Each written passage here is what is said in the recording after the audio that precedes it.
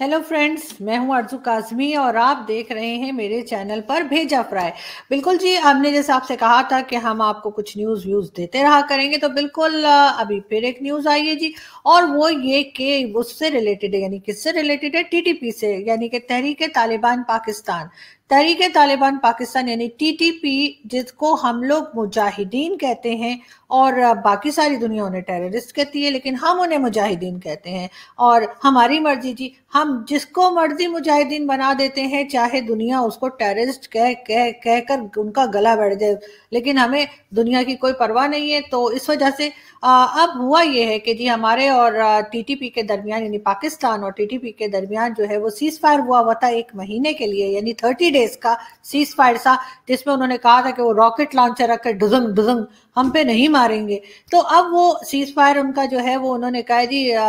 खत्म हुआ है, समाप्त हुआ है, एंड हो गया है उसका, दी एंड हो गया है, क्लाइमेक्स हो गया है, पता नहीं क्या कुछ हो गया है। तो अब ऐसा है कि अब वो फिर से हमारे ऊपर गोले बारूद और रॉकेट लॉन्चर और कोई चीज भी अपने जैसे कहते हैं अपनी कंट्री से या अपने एरिया से हमारे ऊपर फेंक सकते हैं। तो रहते तो खैर वो यही है, जाहिर है तहरीके तालिबान पाकिस्तान है, तो कोई अमेरिका में थोड़ी रहेंगे ना, जाकर पाकिस्तान में ही रहेंगे और पाकिस्तान में ही मतलब बने होंगे, पाकिस्तान में ही इनके ग्रुप की जो है वो जिसे कहना चाहिए ना कि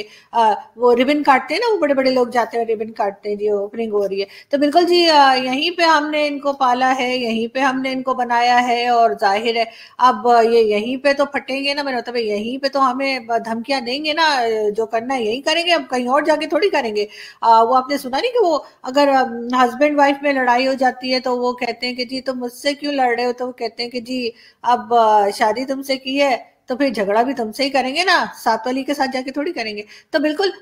जब हम ही ने बनाया है टीटीपी को और हम ये मानते हैं और टीटीपी वाले भी ये मानते हैं,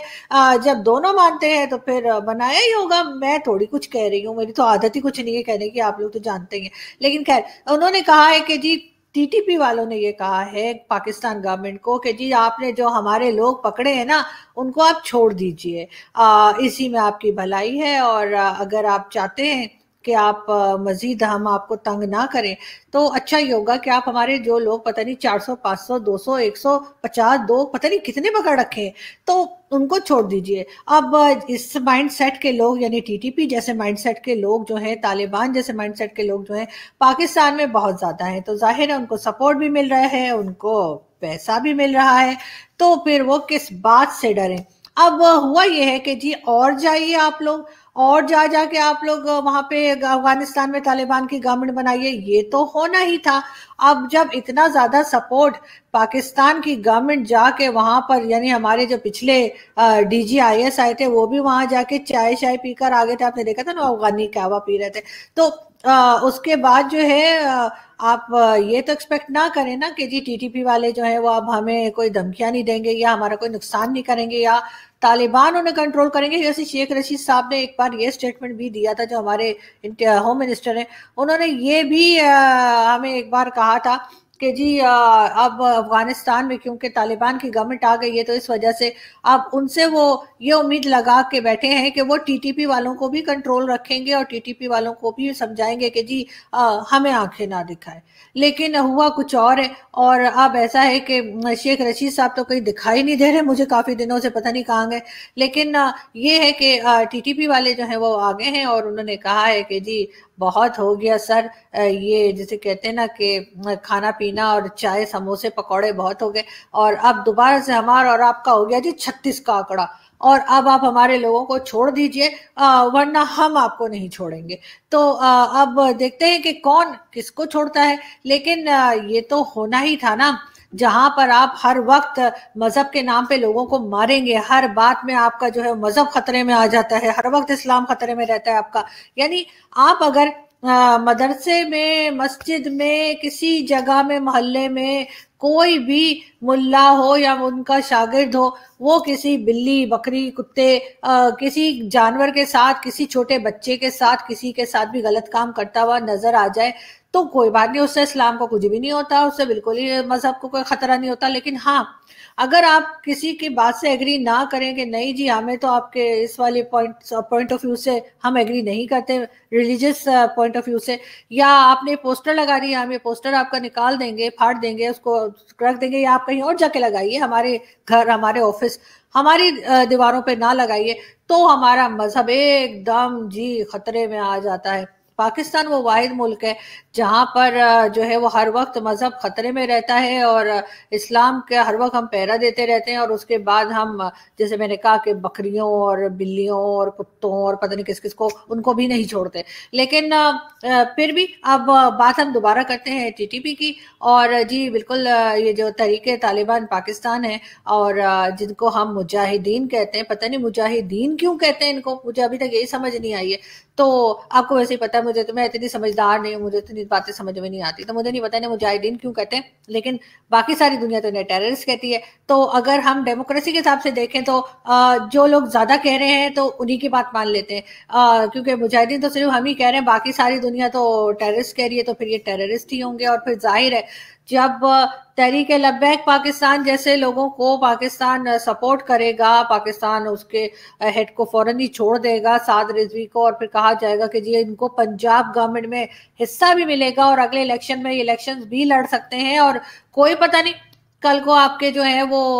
कहना चाहिए साद रिजवी जो है वो प्राइम मिनिस्टर बना हुआ हो, तो और फिर कह रहा हो बैड दी सीरी, सॉरी ऐसे नहीं बोलते। लेकिन मैं आपको ये बता रही थी कि मैं आपको क्या बता रही थी यार, मैं आपको यही तो बता रही थी ना कि जी तहरीक लब्बैक पाकिस्तान जो है उसको जो है वो बहुत सपोर्ट किया, टीटीपी को बड़ा सपोर्ट किया, उनसे बातचीत की और कहा जी उन्हें मेन स्ट्रीम में लेकर आएंगे, इनको माफी मिल जाएगी और सारी बातें। तो फिर ये सब कुछ तो होना ही था। अब देखते हैं कि इमरान खान साहब किस मुंह से जाकर बाकी दुनिया से बात करेंगे कश्मीर की, किस मुंह से जाके बाकी दुनिया से कहेंगे कि हमें कोई पैसे वैसे पड़ो जी, हमारे पास खाने को नहीं है, हमारे पास पीने को नहीं है, हमारे पास सूंघने को नहीं है। सॉरी, ये सूंघने वाला प्लीज निकाल देना, ठीक है ना, तुम लोग भी ना अजीब ही हो, हर बार ये हिस्सा चला जाते। वो सूंघने वाला से मेरा मतलब है मतलब परफ्यूम सूंघना, मतलब इस तरह सूंघना यार, बड़ी चीजें होती है सूंघने की, आप लोग तो बस एक ही चीज समझते हैं ना जो मैं कह रही हूँ, तो वैसे ठीक ही समझते हैं। खैर, लेकिन साथ ही साथ मैं आपको दिखाऊं कि ये देखिए जी, ये एजाज चौधरी साहब है, और एजाज चौधरी साहब का मुझे लगता है कि फ्री में फ्लावर मिलते हैं, तो ये जाकर जो है ना इन्होंने वहां पे अपना एक नाम लिखवा दिया कि बस जी गए, और वो श्रीलंकन सिटीजन की पिक्चर के आगे रख दिया। अगर ये ऊपर वाली पिक्चर जो आप देख रहे हैं जिसमें वो साद रिजवी को फूल दे रहे हैं, अगर ये फूल साद रिजवी को ना दिए गए होते तो शायद जो श्रीलंकन सिटीजन है उनके साथ उनकी पिक्चर के आगे फूल रखने की नौबत ना आती पाकिस्तान को। लेकिन क्या किया जाए जी, इनका कोई इलाज नहीं है, और इनका इलाज अब ये बिल्कुल लाइलाज हो चुके हैं। अब इनकी जो हरकतें चल रही हैं, मुझे तो लगता है कि अभी अब्बा डब्बा जब्बा कहने के लायक भी नहीं रहेंगे। और इसी तरीके से अब जैसे सामने आए हैं टीटीपी वाले, अब आगे आगे देखिए होता है क्या, क्योंकि अब इनका कहना यह है कि जी आप शरीयत नाफिज कीजिए, और उसके बाद आप जो है वो हमारे बताए हुए सारे रूल्स जो पाकिस्तान में वो चलाइए, उसके बाद हमारे जितने लोगों को आपने पकड़ रखा है उनको छोड़ दीजिए। तो जाहिर है जब आप इस तरह के टेररिस्ट को सपोर्ट करते रहेंगे तो एक दिन आप ही के सर के ऊपर चढ़कर नाचेंगे, कूदेंगे और छलांगे मारेंगे। तो आपने तो ये खुद ही पैदा किए हैं, तो अब आप खुद ही भुगतिए। लेकिन उसके साथ साथ ही पाकिस्तान में एक तमाशा और चल रहा है, और वो ये कि जी मिनी बजट आ रहा है, बल्कि आ चुका है, और मिनी बजट अनाउंस कर दिया गया है। और इमरान खान की गवर्नमेंट जो है वो लोगों के ऊपर जो है महंगाई का एक और तूफान साल खत्म होने से पहले आ चुका है, और लोग जो है बहुत परेशान है। जाहिर है बिजली के बिल हो गए, घर का सौदा हो गया, और दूसरी कई चीजें आप जानते हैं वो लोग जो है किसी तरीके से अफोर्ड नहीं कर पा रहे। और गवर्नमेंट का कहना था कि नहीं जी हम तो बड़ा रिलीफ देंगे, लेकिन हुआ ये है कि एक और मिनी बजट, क्योंकि आईएमएफ के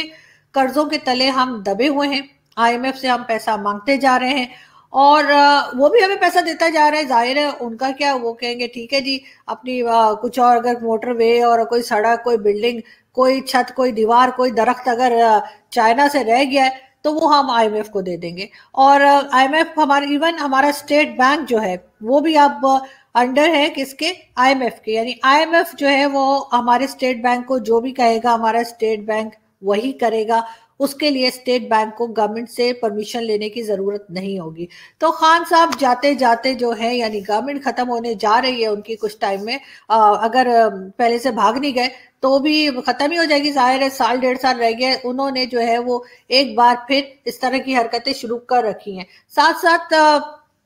ग्रीन ग्रीन ट्रेन मंसूबा, ग्रीन लाइन मंसूबा जो है वो उनका, यानी वो पहले कहा करते थे कि जी बसें जो है वो तो बनाने की कोई जरूरत ही नहीं है, ना रोड बनाने की जरूरत है, ना बसें बनाने की जरूरत है, ना ट्रैक बनाने की जरूरत है,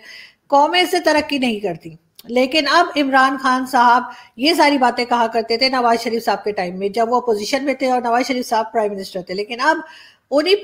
जो नवाज शरीफ साहब है उन्हीं की बातों को कॉपी करते हुए इमरान खान साहब जो है वो मुसलसल उनके शुरू किए हुए प्रोजेक्ट, यानी जो नवाज शरीफ साहब के शुरू किए हुए प्रोजेक्ट्स हैं उनके जा जाके रिबन काट रहे हैं और अपना नाम लगा रहे हैं। अच्छी बात मैं ये कहूंगी नवाज शरीफ साहब की बहुत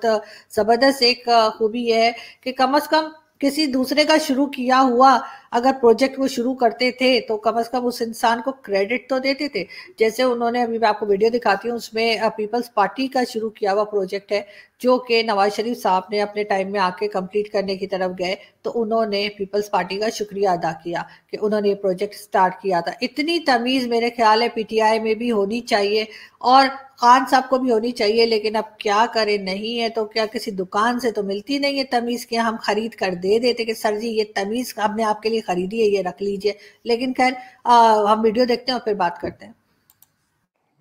बिस्मिल्लाहिर्रहमानिर्रहीम। मोहतरम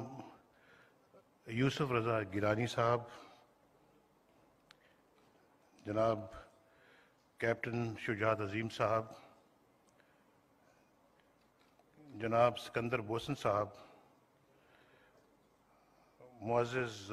ख़वातीन व हज़रात, अस्सलाम वालेकुम। सबसे पहले तो मैं जनाब यूसुफ रज़ा गिलानी साहब को वेलकम करता हूँ यहाँ पर। उनकी यहाँ पे तशरीफ़ आवरी हमारे लिए बाइस इज़्ज़त है और इस एयरपोर्ट की बुनियाद उन्होंने रखी, इस नए टर्मिनल की बुनियाद उन्होंने रखी और हमने इसको आके मुकम्मल किया है। मुझे उम्मीद है कि यूसुफ रज़ा गिलानी साहब की उम्मीदों के मुताबिक ये एयरपोर्ट तामीर हुआ है और लेकिन इसमें कोई शक नहीं है कि इस बहुत ही अहम मंसूबे की बुनियाद उन्होंने रखकर न सिर्फ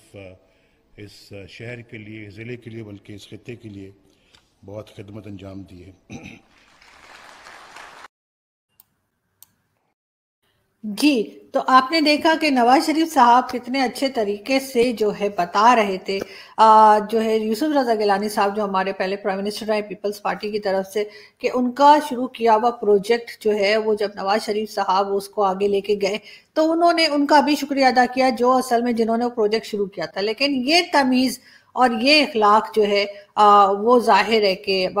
इमरान खान की गवर्नमेंट में हमें कहीं नजर नहीं आता। अगर खान साहब ने थोड़ा बहुत भी काम कर लिया होता, मुल्क के लिए थोड़ा बहुत काम भी कर लिया होता, यहाँ के लोगों के लिए थोड़ी बहुत अखलाकियात दिखा दी होती, जो कि हमने देखा है कि बहुत ज्यादा बदतमीज किस्म के लोग उनके सोशल मीडिया पे और हर जगह आपको नजर आते हैं, तो हम देखते ही समझ जाते हैं कि ये तो हमें कोई पीटीआई का मेंबर ही लग रहा है। लेकिन खैर हम यहाँ से आगे बढ़ते हैं। और वैसे आगे बढ़ते बढ़ते मुझे एक बात का ख्याल आया कि एक बड़ा अच्छा प्रोग्राम आया करता था, बल्कि अभी भी आता है शायद, अमिताभ बच्चन जी का, कौन बनेगा करोड़पति। तो जी उसमें लोग हिस्सा लेते थे, सवालों के जवाब देते थे, बड़ा जबरदस्त इंटरेस्टिंग किस्म का शो होता था और इनफैक्ट मेरे फादर को भी बहुत ज्यादा वो शो पसंद था। तो वो कहते थे जी ये तो हमारे इलाके के हैं, मतलब बच्चन साहब को इलाहाबाद के, वो कहते हैं ना कि वो मेरे अंगने में, अच्छा सॉरी,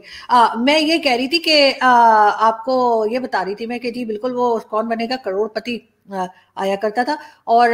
शायद अभी भी आता है। और लेकिन बड़े जबरदस्त किस्म के उसमें सवाल जवाब होते थे और लोग जो है वो बड़ी मेहनत से बड़ा सीख समझ के आते थे और फिर जीते थे।